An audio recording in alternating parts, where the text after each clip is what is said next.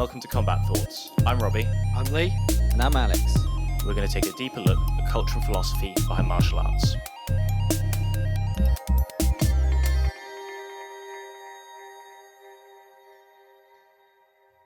Danny, take us back to the start. How did you get into wrestling in the first place? Right. Okay. Well, it's quite a strange, long story, but I'll compact it for you guys. A lot of people go into mixed martial arts for mainly, probably from what I've seen. Right. So I'm just speaking from my point of view. All this is self-defense. They go into self-defense or religion reasons for self-defense. So I've seen a mixture of the two. I don't know how and why, but that's been. In my case, I've never got into wrestling for self-defense. My early age, I didn't see it as a self-defense a sport. I got involved when I was 10 years old, so obviously I couldn't figure it out whether it's a self-defense or what. So, but I hated the sport, to be honest. I really hated the sport. I always wanted to be a football player. Yeah, I always played football since I was 0.5 months. No, I'm just kidding. But yeah, so for me, football was the thing. And I remember I was going to different football clubs and was trying to join the team and just be part of the team and just yeah, my dream was, I want to be a football player just like everyone else. All the kids would play football every day, after school, every day, football. I mean, I was eating, breathing, sleeping football.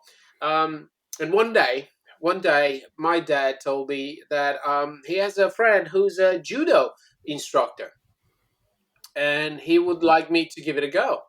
Well, at that time, I think I was about 9 years old. So I said, yeah, sure, why not? I can see. So he took me to a judo session for kids, and literally I was freaking out. I couldn't see myself. People were pulling their gi. They were pushing. They were just trying to take themselves to the ground. And it was, for me, it was appalling. It's like, no, man, this is not something I want to do. So definitely, that was and I was just watching. I was just observing. I didn't participate. And I said, no, this is not for me. I'll go back to football. A year later, a good friend of mine who was a neighbor in a district where I lived, he said, look, I just joined a wrestling club. Come along, see what it's like. And the catch was, remember, this was in communism time, yeah? So the catch was, come along. Where did you grow up, Danny? I grew up in Romania, yeah. So, sorry, background. I grew up in Romania during the communism. The story starts during the communism, during Ceausescu's reign. And everything was on portion, on ratios? Rations, I think. Rations, thank you, yeah. So it was on rations. Everything was limited. We would get, just a little bit of background, we got a orange and 2 bananas and some waffles for Christmas. So that was Sounds about right. Yeah. I'm from Poland, and this is the stories I heard from my dad talking about it. So yeah, so it wasn't like you go into a store and you buy any chocolate bar you see around. There was no chocolate bars. It would come only for Christmas. You get a chocolate bar, unless you have really insiders that will provide you with some chocolate bars. So there was not much option to go out and buy stuff. Anyway, they said, look, I joined the wrestling club. This friend of mine said, come along, because they give away free chocolate bars. Nice. Not a common reason to get into martial arts, but no. Hey, they know the market. What? Chocolate bars? It's not Christmas time, Yeah, man, I'm up for it. So I went along. And actually what they were doing, during the practice, we're doing climbing the ropes, part of the strength and conditioning. And then whoever was the best in climbing the ropes or the fastest, we had long ropes, believe me, high ceiling buildings. So whoever, we would get at the end of the practice, you get rewards in chocolate bars. 1, 2, 3, 4, depending how active, how well you perform during the sessions. Man, I just smoked it, man. I just smoked that rope, going up and down. I was trying to collect as many chocolate bars as so that was the catch. And it got me into, I didn't like the wrestling part. I didn't like the element of them throwing around, pushing themselves around. But I thought, you know what, I can live with it. But one thing happened, which was critical. Take your step back. Both of my parents were alcoholics. I grew up in a very, very dysfunctional family. I pretty much was on my own. Evening would come and they would start fighting. Both of the parents got together, coming from work, they would start fighting. They would throw things at each other, sleepless nights where I had to kind of protect them.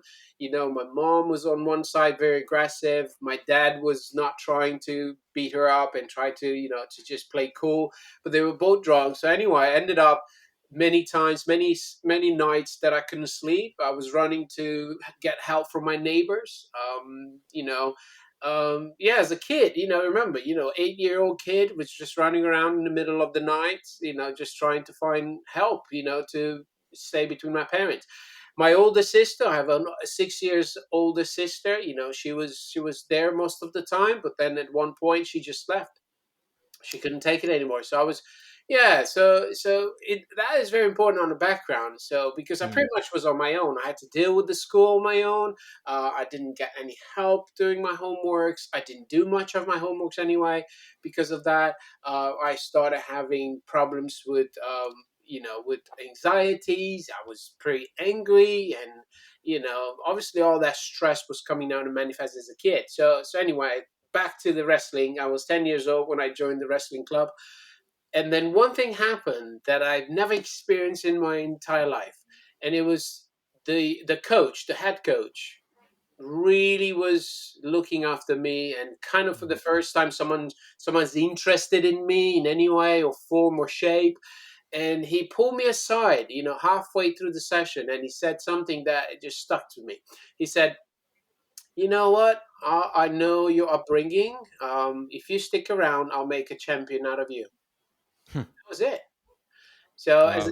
as a 10-year old, obviously I didn't care much about being a champion. But what I felt was it was an embrace, like a father figure at that time that happened on the first session.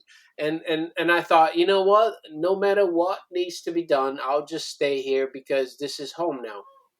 Just because my coach took the role of a father all of a sudden, and I thought I'm not gonna give that away. Hmm. Obviously, because I'd never experienced that. I never experienced "I love you." I never, "Thank you." It's just something that bringing it up, growing up, during that time, parents wouldn't say to their kids much. You would just have to figure it out that your parents love you by the way they behave towards you or something. So it was very. We would not share emotions. That was probably looked at as a weakness. So I was on my own pretty much with my sister, being a wild child, and everything. I was very skinny.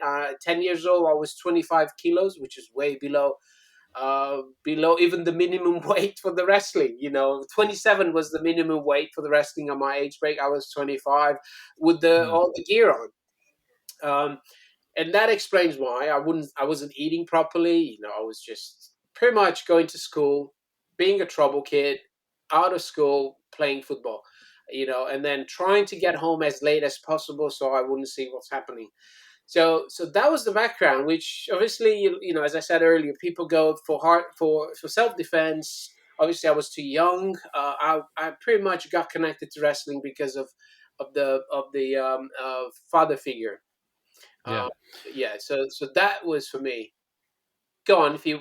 Yeah, I see that you Yeah, got. no, I get that though. Like, it's interesting that it's the primary reason for you getting into the sport properly. I mean, obviously, the initial reason was chocolate and the promise of chocolate, but Yeah, um, I, no, but I, if that was the only reason, I wouldn't stay you too wouldn't have long. stayed, right? So, sort of like the next big reason is essentially a community thing, right? And I get that, because isn't it the Yeah. same with? I mean, obviously, Acceptance, being accepted. Yeah, right. It's not. I've not had any experience like you in that regard. However, I do understand. Like, jujitsu's kind of like this place that I can rock up at, and people will. I mean, even if they didn't like me, they'd at least respect me because I'm not terrible at it and actually put in work, right? So I'm Yeah, confident that any gym I can go to, I can be there, and I'm like, you will like be my peers and hopefully my friends. But the point is, I can just rock up there, and I get it. I get why community aspects is like a big thing that draws you yeah, into it. yeah, yeah, I yeah. think when it comes to coaches like that, I mean, first of all, that's incredible that the coach, took that initiative and took it upon himself. I think yeah, I think that's a pretty incredible story in itself, that someone was willing to do that, because I think yeah, it's interesting that a lot of the times it can be like, yeah, like wrestling coaches or basketball coaches or something doing this type of thing, but it's rarely like teachers at school. Mhm. um and I don't know why that is, but they just seem to yeah, it seems like coaches have more of a penchant for that sort of thing. And it's and you see it in other like athletes, right? Like, I don't know, I'm just thinking right now of the champion that just got a belt, like Leon Edwards got, taken in by this boxing coach. And he also was like in a pretty, well, his father died, got murdered, lived in a pretty rough area of Birmingham. So I think yeah, we can sometimes give maybe some, I don't know, like um rough talk about coaches and stuff, but there are some which are just incredible, like the one you said. I think that's amazing. Yeah, you're spot on because um, uh, I'm not sure if he was doing that with every student. There were about 50 of us in the room. So it's a big space, big wrestling room, tall ceilings. We had about two or three ropes hanging down from the ceiling. But regardless, for me, something happened at that day, and I thought, I'm not gonna leave that. I'm not gonna give that away. So I believe me, it took me about 8 months for me to start liking wrestling, because I still didn't like wrestling up to that point. Mm, But he so much embraced me that he considered me as part of their family. Of his family. He took me on. He's got two boys. He had two boys. One of them was younger than me. The other one was my age, and pretty much treated me like the third son. And I felt that. And obviously, I thought I would never disappoint him. So everything he said, I was just doing it. I was just doing it, and that's how pretty much he could see the potential. And he thought that this is, he can make a champion out of me. And obviously that stuck to me. And so during the first 6 months, as I said, I didn't like wrestling, but I still tried the football. So I switched. This funny story. I switched the football club. I went to another popular football club because obviously was much into it. And just like normal, they line you up. You just one of them, one of the team players. They line you up. They greet.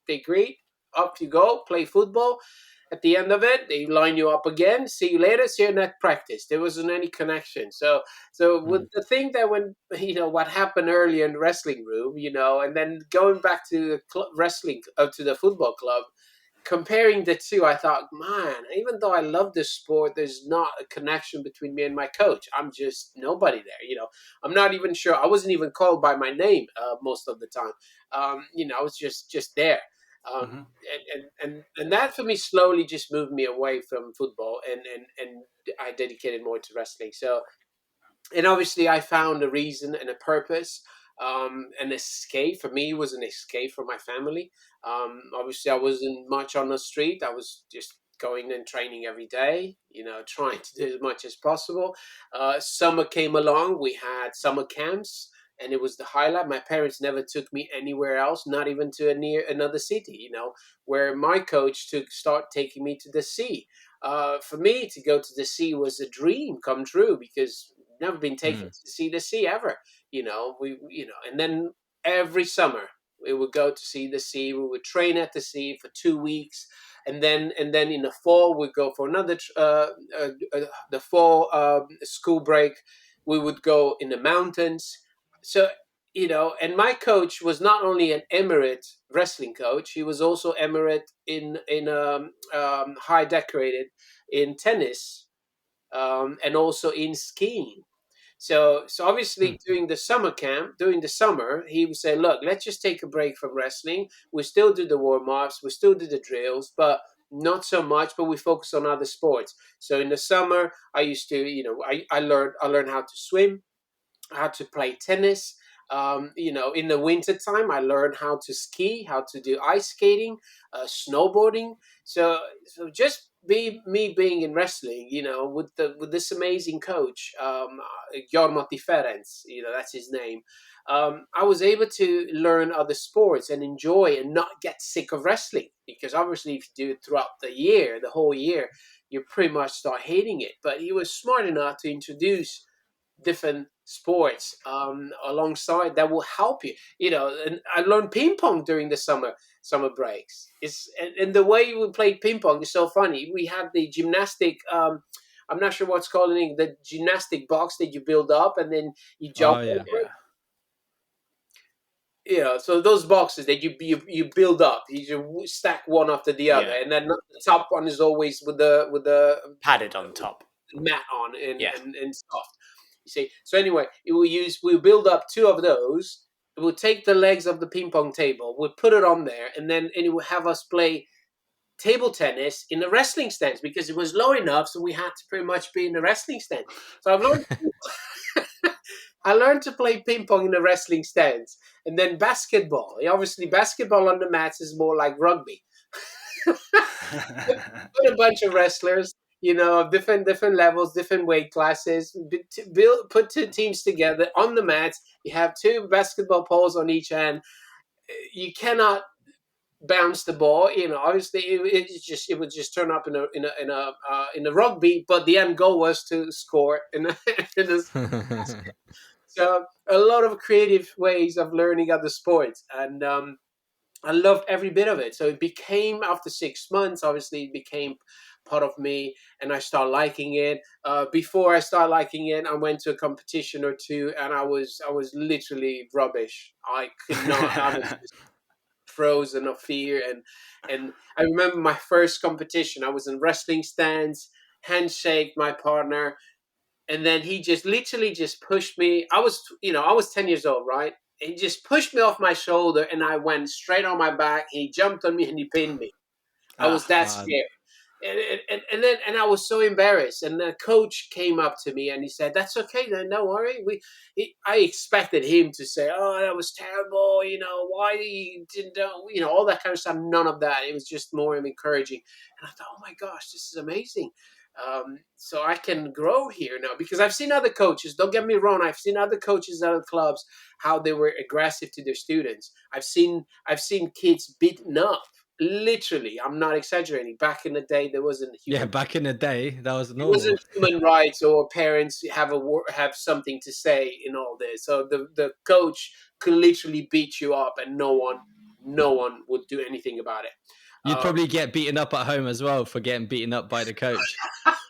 Same at school. Same at school. The parents actually give permission to teachers, beat them up as much as you want. So I used Yeah. to get beaten up by the teachers, by everywhere.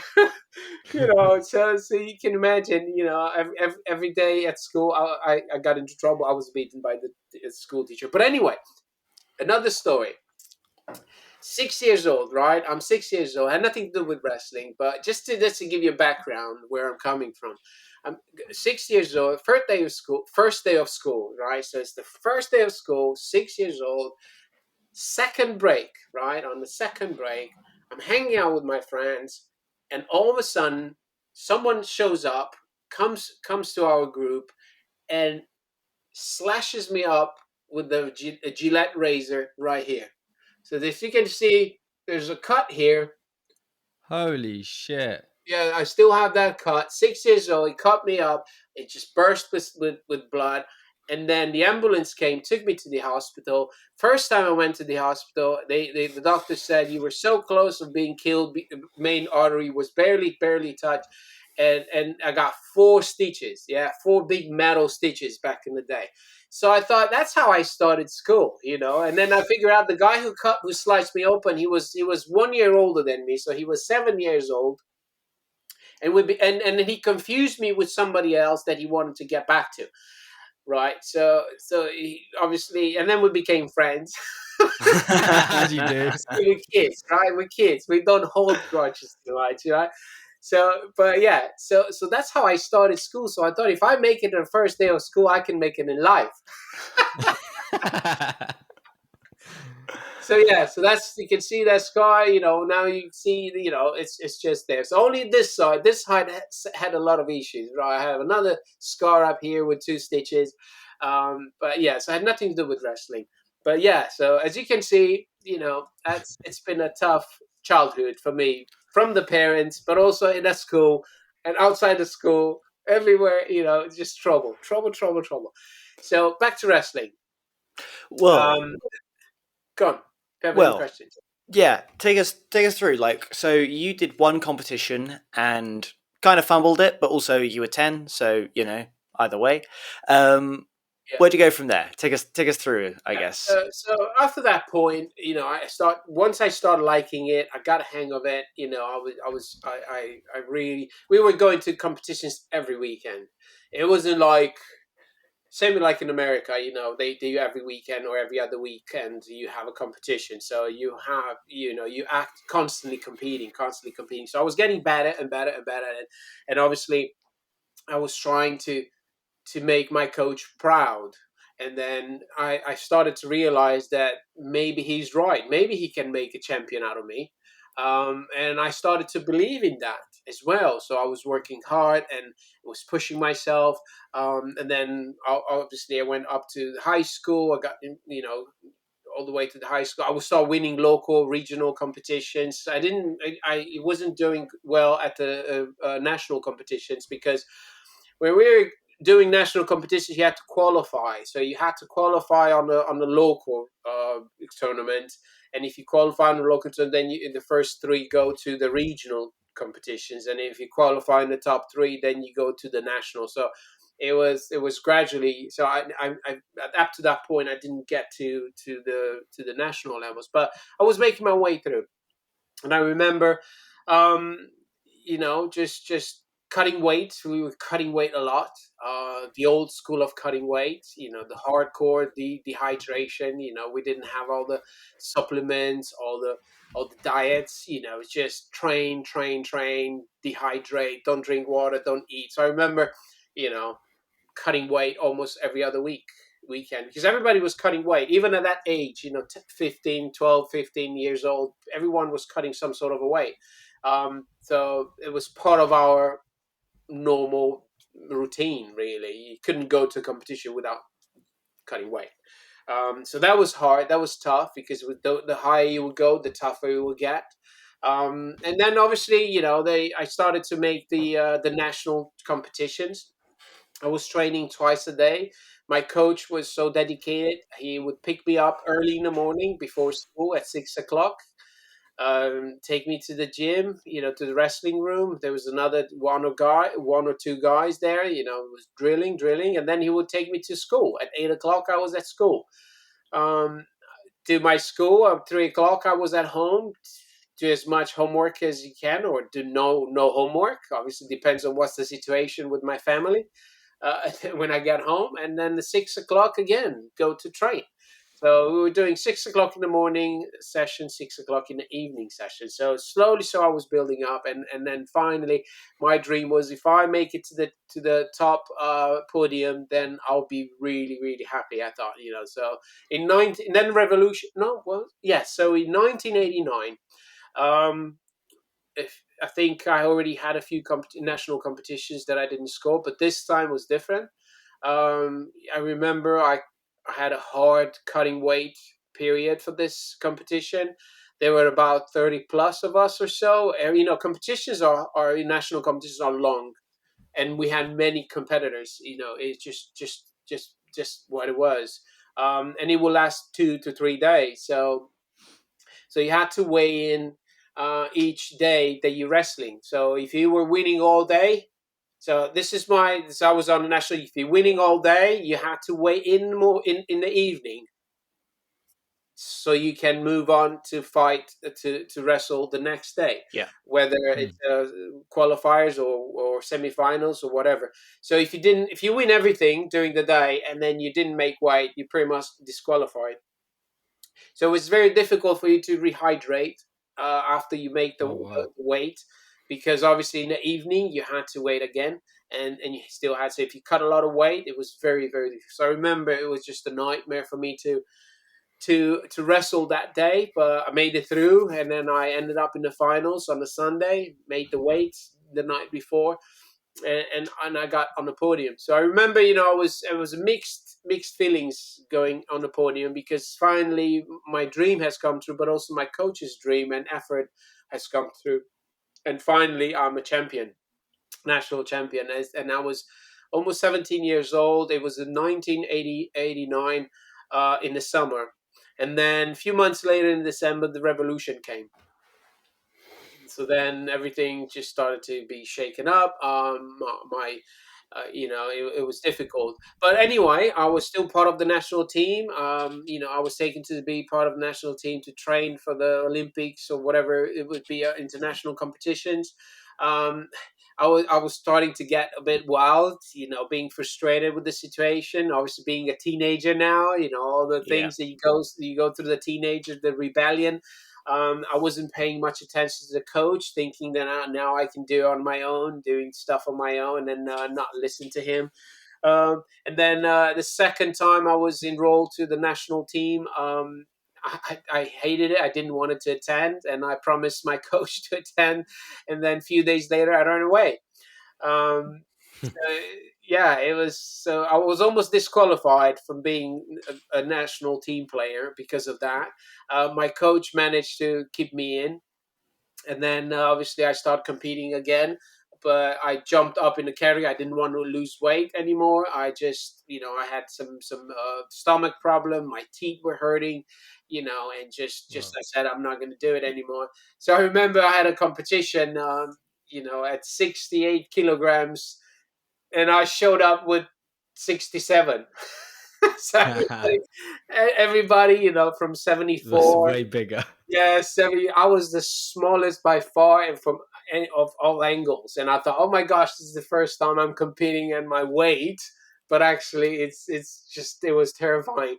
I made it through. I won 3 matches. I lost 2. I made it on the 6th place. It was still important. So in Romania, especially if you make it to the top in the first 6 places, it still counts Mhm. as a mention in the first. Hmm. So obviously you have the medals in the top first 3, and then the last 3, fourth, fifth, and sixth, there was a mention, which was a merit kind of thing. So I did that, and then slowly, the Romanian Federation starts struggling. There's no more funds from the government. Hmm. We had a new democratic country, supposedly, and a lot of things were difficult. So that's when I quit. So I quit wrestling at that point. It- I was 21. I got married, and I quit wrestling. And that was the end of my career. Thinking, okay, if wrestling is not going to be something for me, I have to change careers. So that was up to that point. Yeah. So go on if you have So, any questions. so why did you actually make the decision to quit? You kind of mentioned a lot of bits there, but what was actually the motivation between stopping, or where did the motivation go? Well, I wanted to make a living out of wrestling. Obviously, it was possible during the communism. If you would wrestle, you have a easier way to do the army service. Back in the Mm-hmm. day, you were mandatory for 17 months, or no, 24 months or so. And now, obviously, if you're competing, you would just be enrolled in the army and then just wrestle all day. So Mm. it makes it easier. Also, it was you had a job that you never have to show up to. So you were paid as an employed from a company, as long as you wrestle. So as long as you were part of the club. So yeah, that was the setup. So the government would find ways to sponsor you. So Yeah. you would find a company and then put you on their Payroll. payroll. It's just all like communist ways of Yeah, doing it, isn't yeah, it? yeah.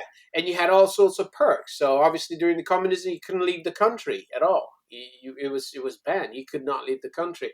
Um, and I remember, I went to Czech Republic several times, to Hungary a couple times. So you were able to travel. For us to be able to travel outside Romania, it was amazing. I mean, it's Hmm. so you had salaries, then you had all sorts of bonuses and perks, clothing, you had the wrestling gear for free. Obviously, your wrestling gear, you had to earn it.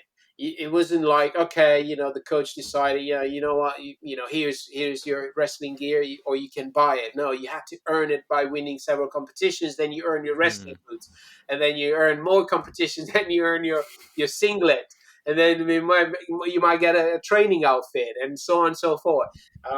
And then chocolate. Obviously, chocolate was on the payroll as well, Yeah, man. of course. I remember I got my first chocolate bonus. So my coach called me to visit his home, and he said, "I have something for you today." And I was like, "What?" I said, "Bring your backpack, your training backpack." So, oh my gosh, what's going on? So anyway, I got to his place, and he took me in his garage, and he unpacked a box of chocolate bars. And he said, "Open your backpack and fill it up." It was like drug dealing, man. It's like, you kidding me? It's like, what? So he just packed it. I couldn't fit anymore, right? And I thought, oh my gosh, I should have brought the bigger bag. So anyway, I got home and my mom freaked out. He said I stole it from somewhere. Yeah, I was gonna say she probably thought you How stole it. many guys? Where'd you steal it from? So, no, I didn't. My coach, no, no, no, go, give it back. Go take it back. What are you talking about? You put it. So my mom literally had to call my coach to confirm that, yeah, this is going to be on a regular basis, on a monthly basis. That's going to be my portion of all sorts of extra food, because obviously you couldn't. So I had extra oil and extra meat and sugar Right. and butter and all whatever was Yeah. limited. You had Did you guys did you guys in Romania also have to use like papers? You had like a paper to yes, go in to get meat and stuff. exactly that. Yeah, you Yeah. had a month. It's like a loyalty card with different, with each day of the month, and then you Yeah, go. like a ration. Yeah, yeah. Yeah, yeah, yeah. Yeah. So Loyalty That's card. crazy. the government was looking after you in a big way. So obviously you had everything you needed. You could travel. You had a job. I was an electrician. You could be an electrician and not ever do a job. Um, that's that's the way. So then revolution came and things started to be shaken up. So that those Mm. promises, those perks, weren't available as much. And then obviously it was less and less available over the years. So I realized that. So that's why I thought, you know what, wrestling probably is not going to work for me anymore. Um, yeah. Why? Why were the Soviets so mental about wrestling? Do you know Why? What? Sorry. why did the communists like wrestling so much? Why was there this big I thing think it put was towards it, a like lot of money and sports. A lot of treats sports, and not just stuff? wrestling. It was just this was the pride of Romania in sports. So Mm. the way Romania was showing their achievement is through Hmm. sportsmanship, and then also through sports, different various sports. So we're good at gymnastics. Everybody knew about gymnastics, right? We're good at weightlifting. Everybody knew at that time weightlifting. Football, wrestling was part of it, and then volleyball, and then there were different sports that were really, really excelling. And the government was just pouring all sorts of things, into these sports. The more you win, especially on an international level, the more funds and benefits Mm. the club would get. And then if the club would get that many, then obviously it will come down to the athletes within the club. So it's just how it was built, the structure. So, and that again, everybody suffered. All the sports suffered after revolution until things started to settle, and obviously football was the most common and the most paid for, and still is up today. So wrestling, I think, had a dip. after that for many years. It's just in the last 7-8 years that wrestling has started to pick up again in Romania. Um, like Mm. on an international level and all kind of stuff. So it's been a long break with wrestling not being in Romania. I mean, for example, people will go, teams will go for the Olympics in Australia, for example. Hmm. Six people, six wrestlers. Two of them will come back, you know, and it's just the other ones will stay. So everyone that they got a chance for something good, they would not come back to Romania. You see what I mean? So all the That's good wrestlers, as soon as they would go to international, they wouldn't come back. It's like, yeah, wasn't because that obviously, go wasn't on. that a story about Yoel Romero? I mean, obviously not Romania, but Cuba, Similar. communism. Yeah, And it didn't could he be go similar. somewhere? He went to Germany or something. And went like, "Fuck this! I'm not getting on the plane back. I'm just." Yeah, Yeah, I yeah. don't. I can't remember the exact place, but I think that was the story. Yeah, so it was. This happened on all the countries that struggled financially, and then with the athletes, because obviously, you get paid by the club just to wrestle to represent the clubs. Like, you're kidding me? Germany was probably the main recruiter for many years. Mm. uh, you know, on the low levels. They had just like Division D, not even Division A. Obviously you have the divisions but yeah, wrestling in Germany started to pick up, but majority of them of the wrestlers were from Bulgaria, from Romania, from Republic of Bulgaria, of Moldova. All these wrestlers were imported and they were paid a salary. You're kidding me? That was more than you would earn in 3 years in wrestling. You get on a monthly basis. It's just, yeah. Mm. So a lot of people gone out, a lot of wrestlers gone and wrestled in different places, and as I said, only recently started to come back. So to go back to my experience, so for me it was more of belonging. As I said, my coach actually literally in all the ways took the role of a father, and I can never thank him enough. I'm always going to be grateful. He's probably going to be the top person in my life. He's very old now. I think he's about 80. He's still doing stuff. He's been active, not wrestling wise, but he was always inspiring us. It was always, because the thing is, what I've learned from him is not just becoming a champion. This is very important, what I'm going about to share, because I think it goes back to who he was as an individual. Um, when we were going to competitions, we would take the bus, and we had long bus rides. And then obviously I couldn't wait to get on the bus, to go back at the back of the bus with all my mates and to just have fun and play, and obviously hours in the bus. He would always say, "No, you come and sit with me." Like, oh, damn it, it's like, what do I have to sit and be quiet? And he would listen. Back in the day, he would just put the headphones on, obviously the Walkman. You remember the Walkman, the cassette player, Yeah. he put it on, he would listen to something. He said, "Danny, you know what I'm listening?" I said, I don't know, maybe music's, I'm speaking 5 languages. I'm learning a new language. I'm practicing. I'm listening to learn this. And it's like, oh my god! At that part, I'm not even interested. But then he was just showing me a different way of just not being a wrestler, and not just think about wrestling, because that's not the end of all. Mm. And then we would go to the training camps at the Black Sea, and I couldn't wait to pair up with my mates in the different cabins, and everything. No, he would say, "You come with me and my family." So I'm like, oh man, But then he would wake up in the morning, so let's just go and run, let's just go and read, let's just, because obviously I didn't get that all in the family. My school I was doing terrible at school. I was just barely making it, but slowly, slowly, he influenced me in being a different character. Not just wrestling. Wrestling is not it. So I've learned a big lesson, saying, okay, to be a champion is not necessarily wearing a medal of gold. Is who you become as a person. Is a mindset, and that has really influenced me, as followed me throughout many years in my life. Because when I was in America and I started coaching over there, I was pretty much doing what he was taught, what I've seen him teach me. Teaching the kids at an early age is not about just winning, because you can still be a prick and be a medalist, a gold medalist. And, you know, and you can still be unrespectful of people and wear all the medals in the world, but no one cares about that. is who you become as a champion is what we do every day's life. Because I could see also in my own um, teammates of wrestlers nationally and internationally, it's very, it's okay, you win, you get medals, you get championships, but is it's very easy. I could see two extremes. One was people that were making a difference also as a good individuals in the community, but also I could see the extremes. So I've seen to the extreme. The other ones were like they were gangs members. They were just going hard and hardcore and doing all sorts of illegal stuff. There's not much in between, because with so much training, so much discipline, it's like the army style of training. You conquer your fear.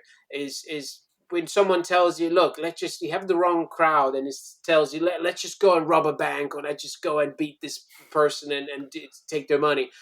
For you, there's no fear. This is for your walk in the park, because you've been to the grind, you've been on the mats when you were in danger. You had to go through all the levels of pain and suffering and discipline and hardcore. So for you to go and just with your mace to break someone's house or steal something, it's just, so that's, I could see that if you learn wrestling but you not learn with the character, building a good Mm. character, you can easily be gone in either extremes. And so I'm so grateful, because I think he kept me out of trouble. I could have, who knows what would I been as a wrestler, because no fear, nothing. You could go in anything. You can get involved in anything, and if you and that'll be too late. So we had gangs, Mm. a lot of gangs, for example, in the northeast part of Romania. Guess who was running the whole eastern bloc of mafia? It was wrestlers. Wrestlers. I mean, Crazy. you see what I I mean? guess it's This I is guess it's very different to like different. traditional martial arts.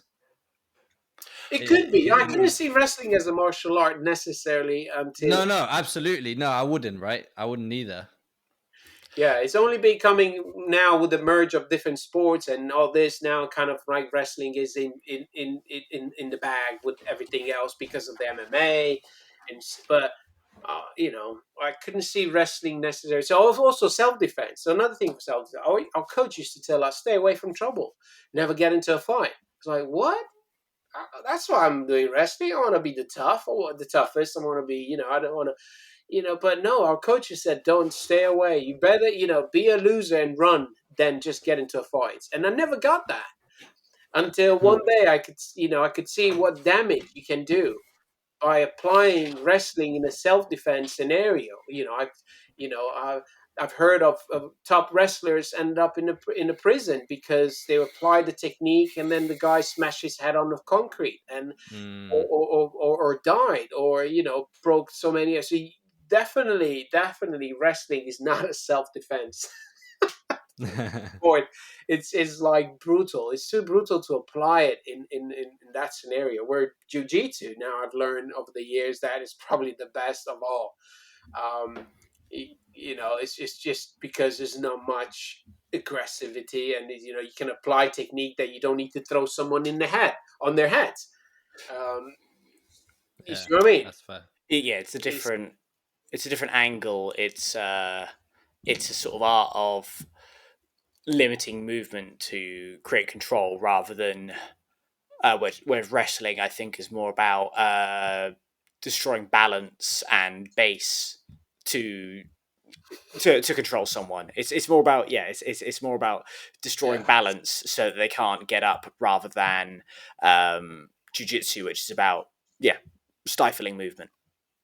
yeah, exactly. Yeah. You can control someone's movement. You can hold on, not neutralize their attack, without Mm. inflicting damage, permanent damage, if I can say that, because Yeah, you can stop yeah. someone by inflicting lifetime damage, and that's not ideal. You still get in Mm. trouble.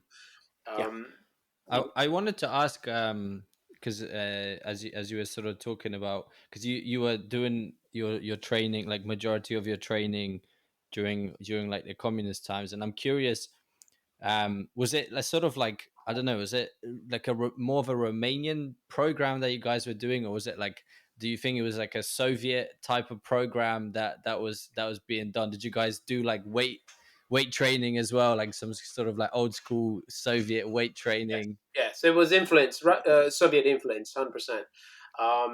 We would take everything from the Russians at that point, and influence in training and mentality, and obviously, it was just hardcore. It's when you it was such a mental mentality in a wrestling. For example, I'll give you an example that I just remembered. Um, it was probably the biggest shame ever you experience for the coach to send you home. If you were told off, and then the coach said, "Look, go home," for whatever reasons that you didn't comply, it was probably the worst thing that could happen to you. It's the mentality of being a community and not break that community was so hard engraved in us that you would not want to disappoint the coach. Another example, you couldn't. The coach, my coach, used to spot us if you were drinking by sparring. He would take a look at you sparring, and then he will take you aside to say, "You've been drinking. Go home. Next time, you're not coming back. You've been smoking." He will pick up if you've been smoking. It's like based on the way you move and the way you act. You've been smoking again. This is your last warning or whatever. So for us, it was military regime in a way that if you could not do anything that could affect your training, your hard training, and step back into your training program, because obviously drinking is a step back. Smoking is your lungs, your endurance, everything is getting affected. So all these things were very important to our coach for the athletes for us not to get involved in, because your performance would show straight away. So that's probably another reason for me to not get into drinking, besides seeing what's happened with my parents. Actually, both of my parents um, passed away from drinking too much. My dad developed a throat cancer, and two years later, after his operation, he passed away. My mom later on, she passed away from liver failure because of alcohol. Um, so for me, that was haunting me in a way. And if it wasn't probably for wrestling and that hard regime of staying away from discos, nights in the bars and dancing and not sleeping, drinking and smoking. Those are the things our coach used to tell us. You could not interrupt your sleep pattern no matter what, especially if you train hard. You could Oh not. man, he was smart. Yeah, no, I know. Today we're looking at it like, hey, he was right scientifically. Obviously, now we understand all these. You couldn't drink and perform. You couldn't smoke even. That was Yeah, probably the worst. So for us it was a no, regardless. right. So then obviously after wrestling, I got into the habit of not drinking, just because it was normal for me not to drink. I've only started drinking coffee when I was 30 years old in America, first time. That's when I probably at 35, I started drinking to enjoy a glass of wine once in a while. Um, you know, Yeah, that's crazy. it is crazy And for British culture. I never got drunk. I never got drunk. I'm well, I mean, next not month. just for British culture. I mean, I'm from Poland. Eastern European In culture. Poland, everyone, my dad tells me that when he was at school at 12 years old, he would drink vodka with his teacher. So,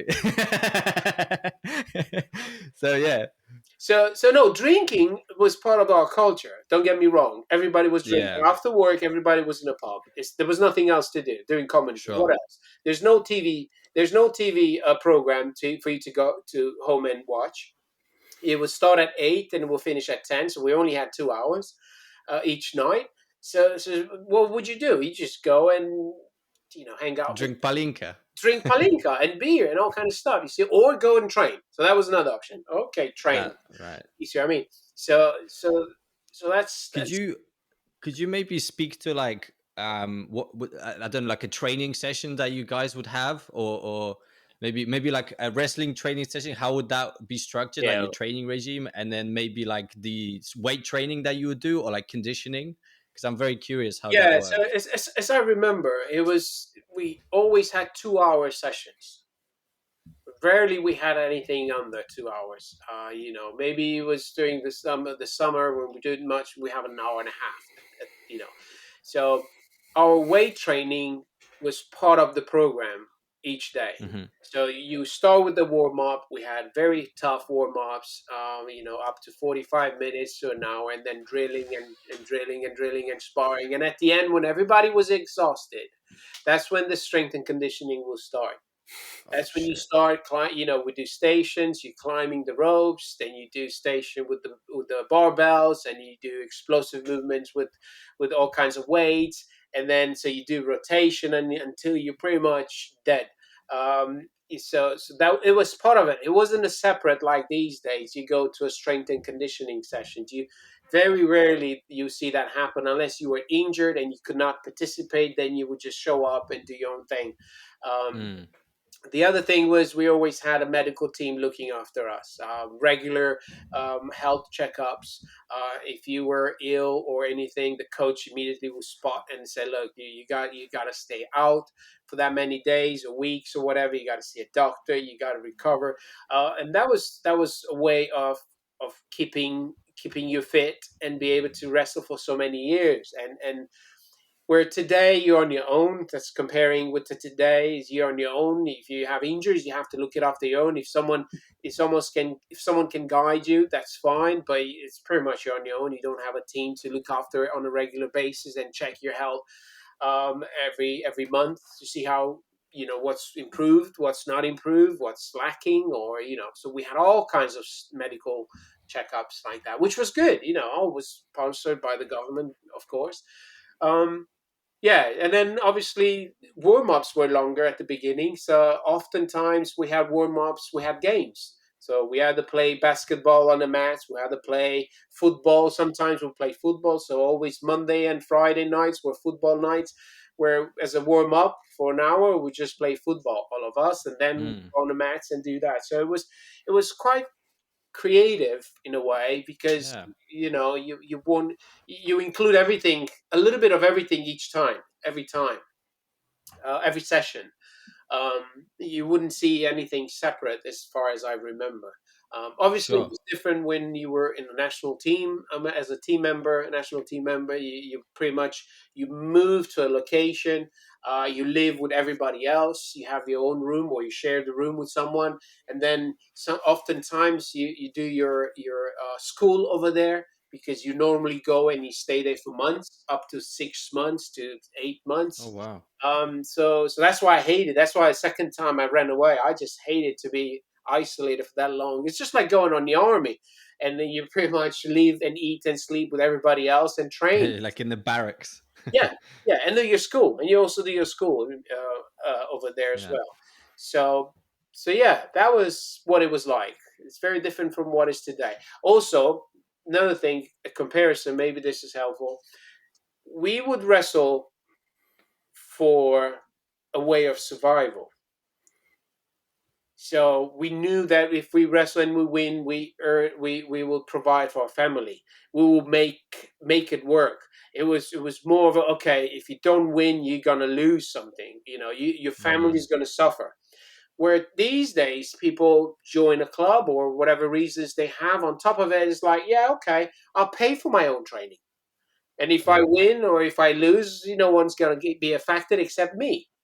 And that's why we're so good internationally, because especially on the countries that were not communist, because they were doing for pleasure, for fun, for do something else as a career.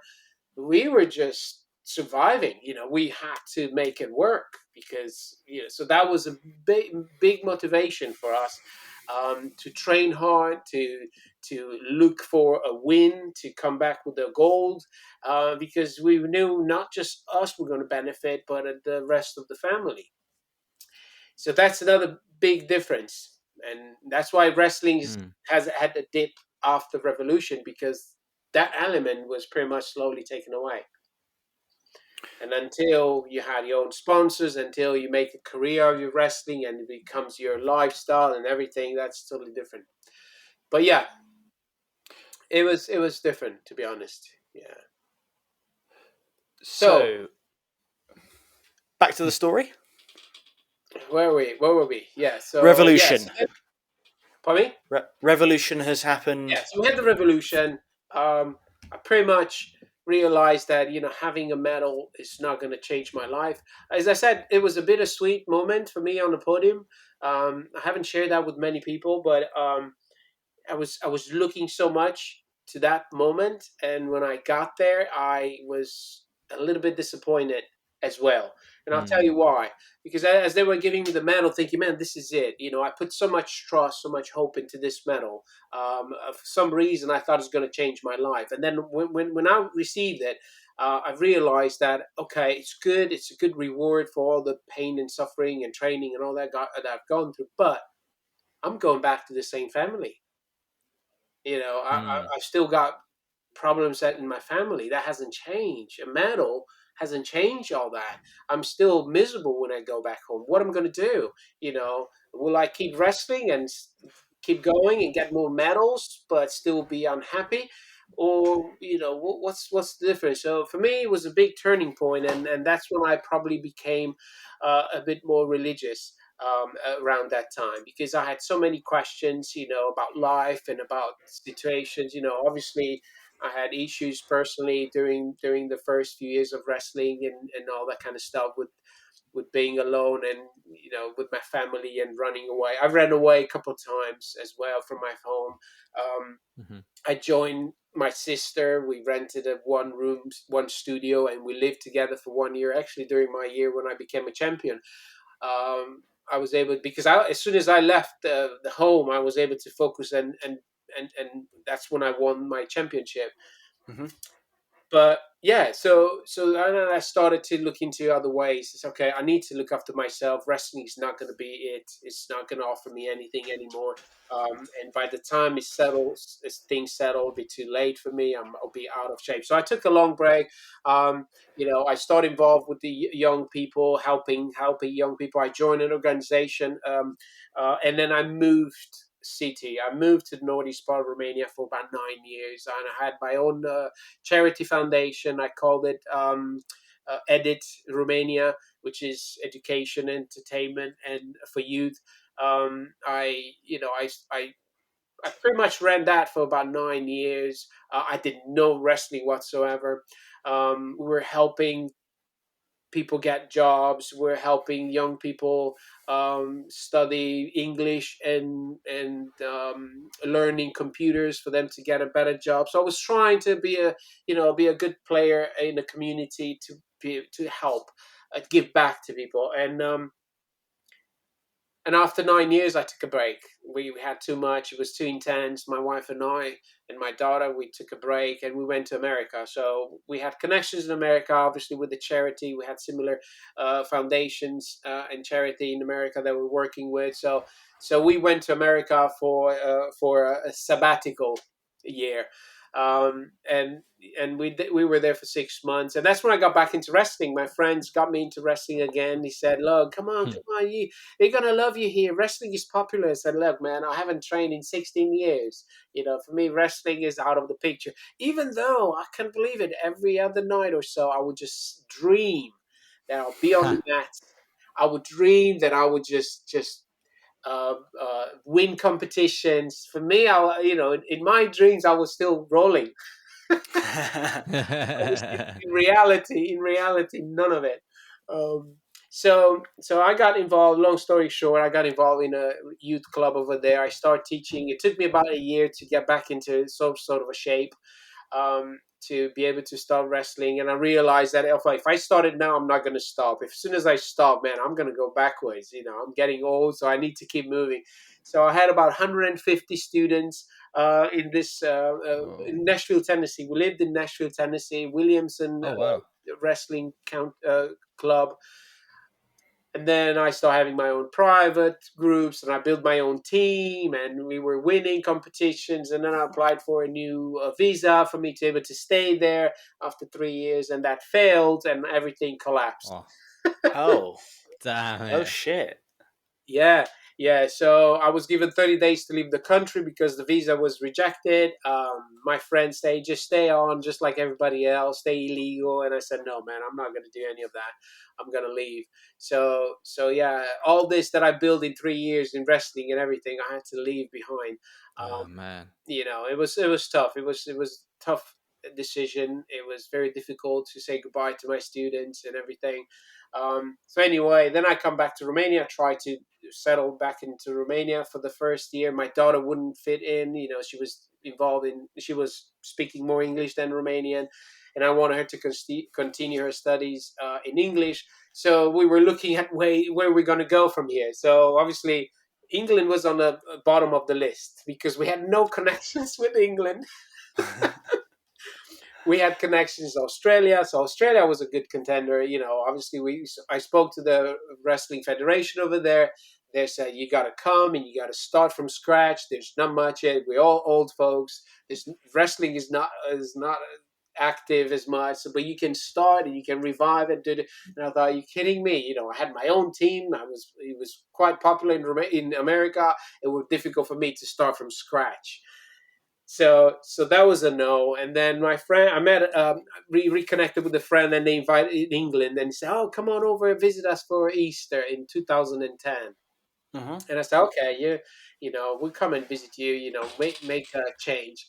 So we came to England first time in 2010 for Easter. Our friend said, "Why don't you consider England? Visa was better. You don't have to go through all the hassle. Uh, you probably can continue your career." And I said, "But there's no wrestling. There's no wrestling. What are you talking about?" And she said, "Let me make some phone calls." And guess what happened? She Googled first where to see the wrestling or MMA, and MMA started popping up on the Google in Brighton. Guess who showed up on MMA search? It was ZT Fight School with Oh. Saul Gilbert, right? So she contacts Saul and she said, "Look, there's a Romanian wrestler, former national champion, blah blah blah. Is there anything, And Saul, bless him, he's like, you kidding me? Wrestling is the only thing we're missing. Come on, I'll give him a job straight away." No way. Yeah, and I was like, "Shucks, what? I already have an offer? Are you kidding me, Souls? Are you kidding me? He's gonna come on down, come on down. We'll give him a job. Are you kidding me?" So that's what happened actually. Because of Saul, we went back after the holiday. 3 months later, we moved to England, and So so yeah, 2010 you moved in. yeah, I moved in and I got a job at ZT Fight School. I had my wrestling classes over there. I was he's Soul's wrestling coach. He was still competing back in the day. Kenny Kenshiro was competing. I was his wrestling coach. It was early days. When MMA was still flourishing. Ryan White, big Ryan White. Great athletes. We're going to Bama. To competitions, Hmm. Bama MMA back in the day, was Yeah. quite active. Um, and then obviously I got through that. I met Miad and Ivan, and I started doing things with them. And I tried to make wrestling work for the first 5 years in the UK. Don't get me wrong; I was going all over the place. I was working with Brad One Punch Pickett. I was going to Windsor. I was going to Redhill. I was going to Bracknell. I was going to Littlehampton. I was going to Eastbourne to Tully Plester with the and also with uh, Ollie Thompson. I had, I was pretty much, I went to Birmingham, at some point, I was teaching everywhere and realized in 5 years that, okay, if anything happens to me, everything's going to go out the window because if I get injured, obviously I can Yeah. replace. It's that type of business model Mm. where, you the brand, you everything, and everything happens. That's it. That'll be it. So, but the good thing is, when I was in America, I started to build websites and get involved into internet marketing, and that has I carried that over in the UK. I built my own company, but it was a secondary thing. So wrestling was the main thing, and on the back end, once I had time, I was doing some work with that, and it was working okay. But obviously, wrestling was pretty much everything. What else? So I was going all over the place. For about 5 years, I tried to make it work, and it just was breaking even. Was just Mm. breaking even. I had so much commitment. I was teaching in so many places and having seminars, um, and at the end of the day, I realized, look, this is okay. It was great, but I need to change the gear. So I flipped the two. So I started building my own business, and I said, you know what, I'm just gonna stay local. And at that time, I met Yusuf, of course, and with Mia, they were together back in the day. I was teaching at Ivan's. I was teaching at Kenshiro wrestling. So I was pretty much staying local as Hmm. much as I could. I was just traveling very little, and I built up a company, and it's still successful today. And I'm glad I made that decision because obviously, with age, with everything, with my age, it's easy to get injured. And if you injure, you cannot show up to your classes. Who's going to take care of it? I tried to build an association of wrestling to build up coaches, and then they send them and get them to teach wrestling, and that didn't work out as I wanted to. People said, "Why don't you open your own gym and do your own wrestling?" Well, that I didn't want that commitment. Um, Mm. so I wanted to be more of a freelancer wrestling coach, where I was teaching in several places at the same time locally. But slowly, obviously, I narrowed it down with Yusuf. So the longer I've stayed was with Yusuf, but I met so many wonderful people that have helped me along the way. They've embraced me. They've given me a job. They've given me support for me to grow and learn the system, because obviously that was another thing, to learn how to teach.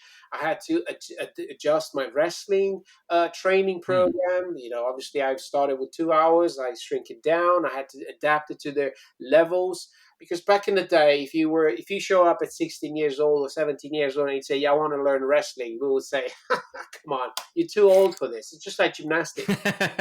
If my sister wanted to be a gymnastic and she went at 7 years old, and she was turned down, saying, "You're too old for this." Fuck. Same in wrestling, because obviously to get thrown a lot, you need to learn. You need to do that when you are young and you're still building and your bones are growing and Yeah. everything. Otherwise, you're going to start developing a lot of injuries along the way if you do the proper wrestling training like we used to. Right. Um, but again, so I've learned that. I've learned how to adapt to MMA fighters. I've learned how to adapt wrestling for BJJ. I've got involved in this lovely sport where before I was so strange, not strange, foreign about it. I didn't know anything about it, just MMA. And then with MMA, I've learned some Ju-Jitsu. And I can tell you, I'm really fascinated by how these grappling sports merge and how Jiu-Jitsu is so helpful. And yeah, so now back today, if you want to know more today, again, I'm more local, teaching wrestling locally, especially at Elements. I've been with Elements probably, I don't know how many years. Yusuf and I go way back, many years, when he started early, and I've been with him ever since, even with the kids. My daughter was with him in his program, and his with Eunice and all kind of stuff. So beautiful, beautiful histories with many people that I've learned and support. And first one was Saul Gilbert, so probably he was the only one that kind of pushed me up and supported me, and kind of Mm. made the connections for me. So I'm very grateful to him. Yeah, and today I'm mainly doing my own business now and doing wrestling seminars and competing jiu-jitsu. So I'm still a blue belt. I need to get some more hours in.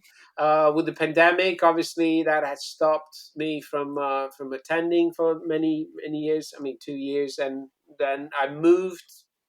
I was in Spain before pandemic, and then to Horsham, and then Hayward Heath. So I'm back in Peacehaven now, finally, and slowly I'm making my way through to get more sessions. But yeah, so in the long, if I can put everything together, I can say people go into a martial art, um, if they're broken. They may go into martial art to find peace and find themselves and get it fixed.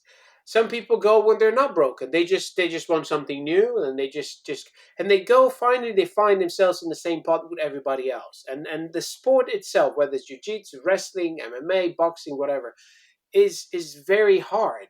It has an impact on you, on your body, on your mindset, on your community, on all levels, and then the outcome is different again. So in my case, I came in to wrestling broken, and then I've come up with a lot of success, but still broken in other ways.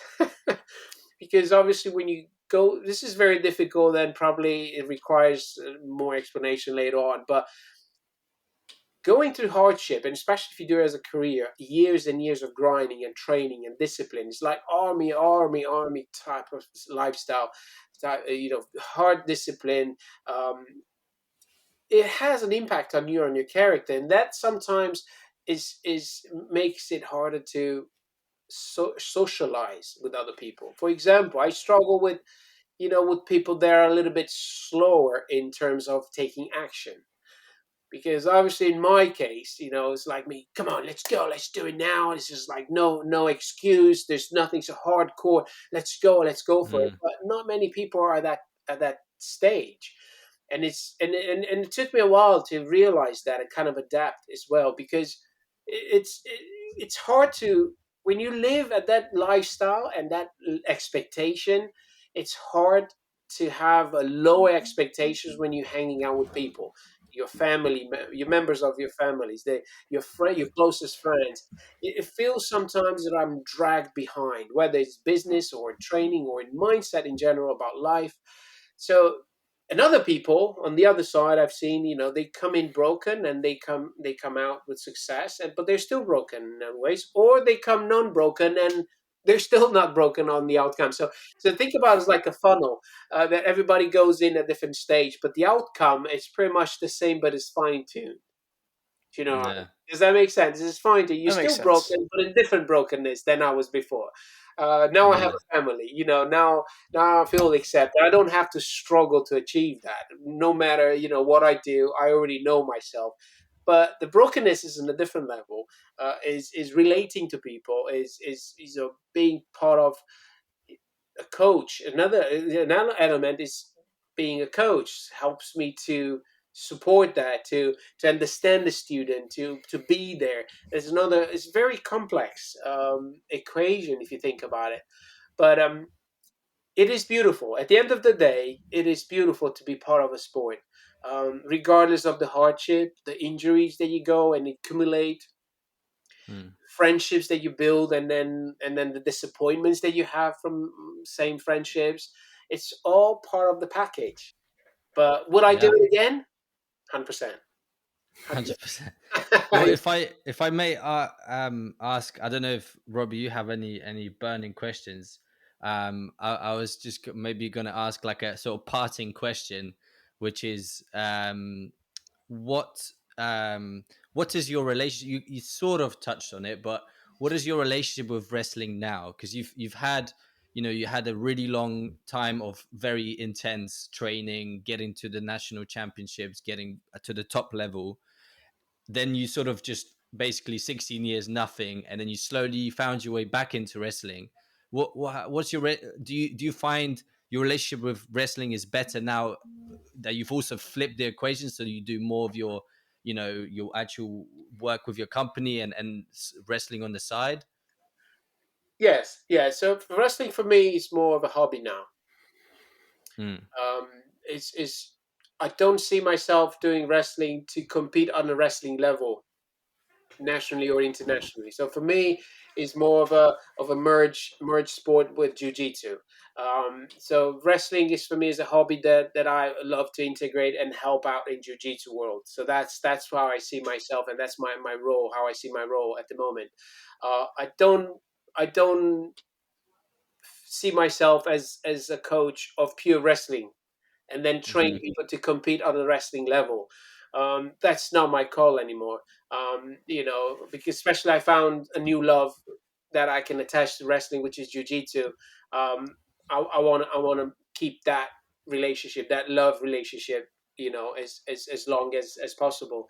So I'm not sure if that answers your question, but that's how I see my relationship with No, wrestling. So I love the I wrestling, think it has. yeah, and the wrestling has many things to offer to jiu-jitsu and vice versa. Right. Something that I've seen in the past that leaders in the wrestling federation struggle with. So I kind of adapted a lot sooner than they have. They're just starting now to open up, where I just open up thanks to Soul, and he's exposing me to MMA world. I've learned that a lot sooner. So I've tried to build actually a wrestling program. Like I was a BA, British Wrestling Association qualified coach. Uh, Mm-hmm. I tried with Saul Gilbert to build a wrestling club that is authorized by the BWA. Hmm. We had that attempt. It just didn't work out. Um, and yeah, so I tried to do something with it. It didn't work Mm. out, and then me merging into the MMA and Jiu-Jitsu, that has taken me to a new path, and I'm happy where I'm at the moment. I just want to get more of the Jiu-Jitsu in, and love the combination, and love to teach, and wonderful students in Jiu-Jitsu world. So for me, yeah, it's a new world, but Yeah. it's a blend. It's a blend now. I don't see myself just a pure Olympic style wrestler. And I don't have a club, and I'm not going to have a club. You see what I mean? So that was always, for me, I'm always going to be a freelancer. Yeah, For it. nice. Yeah. Very cool. Very cool. Well, you know what? That was a nice one to round out on. And Danny, I don't know why you said you're bad at podcasts, because that was excellent. That was excellent. Oh, Like thanks, man. even You're when very Yeah. even brought it back to the story. Every time I'd be like, I'm going to bring it back to the story now, and you brought it back. I was like, just don't need to do anything. Just Like a pro. No, Yeah. that's good. Yeah. So No, really. go on. What's up? I Alexa, think. stop. Oh, Alexa is talking. Alexa is hearing me. She wants more, right? I No, don't know what happened that was there. really no, but that was brilliant, Danny. Thanks so much for coming on. I reckon we could do another podcast just relating like wrestling to jiu-jitsu, because it's kind of a thing now. Do that another And time. yeah, another time, right? Like I'm Yeah, saying, yeah, another podcast, and maybe post ADCC. Who knows? We can do that. That's true. That would be cool. So yeah. No. yeah, actually, that would be really cool to do like a sort of review of ADCC with you, Danny, because you have a better understanding of the wrestling bits, which is for sure going to play a big part in this year's ADCC. Yeah, I guess wrestling is more and more common now these days, and better embraced. Yeah, America is doing a great job adapting to it. Hmm. Yeah, for and sure. yeah, and even jiu-jitsu, I think, is changing because of the wrestling, the rules, and the what's expected, and I think that's a good thing. Well, It's just I think it's inevitable to yeah, yeah. It's not a to include good. that. It's going to be a Yeah, merge. agreed. Yeah. So yeah, so in conclusion, really, for me, I wanna say a massive thanks to whoever's going to listen, and especially those who've been part of my life, to you guys, but also those who've been here with me from 2010. So that's been 12 years. I've met so many wonderful people at different levels, different clubs, and people have been supporting me. So yeah, I wouldn't be here without their support. Um, I don't have any resentment to anyone, probably because I wasn't representing anything on my own in terms of my own club and be competing and be a threat to anyone else. I you know I'm I'm really grateful to everyone's input and help to whatever level that was. It's just what this world is, because believe me, I've seen it all in MMA, especially. I've seen clubs rise and fall. I've seen athletes rise and fall. I've seen a lot of things are going on that people don't see on the surface. Because I was part of the team, I was seeing all the insides and outsides of how it works, and it's always going to be um, a conflict, more or less. It's Mm, just a matter of time. It's just how people's character are, and how they look at the world, and how they try to achieve their own things. But yeah, at the end of the day, if we are all athletes, because same in wrestling, I've learned that from wrestling. So obviously wrestling was quite popular during my time. Just in my own little city, town, we had 3 major wrestling clubs. And then on the outskirts, there was another 3. So we're pretty much on a local region. There was about 10 of us, 10 clubs. And there's always rivalry. There was always rivalry up to the competition, but then everybody was friends after the competition.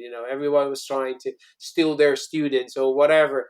I've seen that, and I can see it in the MMA world, in martial arts.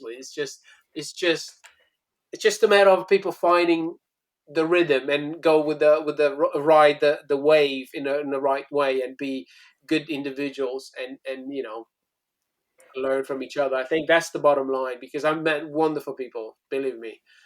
Tolly Plaster, Yusuf, Niad, and Soul Giver. I mentioned Soul. I had Matt in 5-star in Windsor.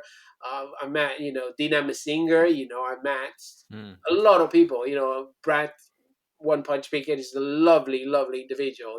Besides being the toughest man, I met. But he's just such a great individual, and his family is amazing now. So yeah, that's what is left, because after your career ends, what are you going to be left with? That's the bottom line. I always think about it. Is your character? It's what you're made of, what you've accumulated, how you can relate to people around you. Because the medal is not going to have any medal in value in 10 years' time. Is it? It's just the experience. For 1 year you enjoy your medal, 2 years. Unless you're Olympic. If you're Olympic gold medalist, then probably lasts a little bit longer. But even then, wow, That's true. It's down to your character. It's down to your, how you move up, you behave or whatever. Yeah. So yeah. We hope you enjoyed that episode.